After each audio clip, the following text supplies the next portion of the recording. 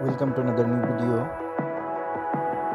In this video you will see how to fix Facebook copyright scan problem. Please follow complete the process.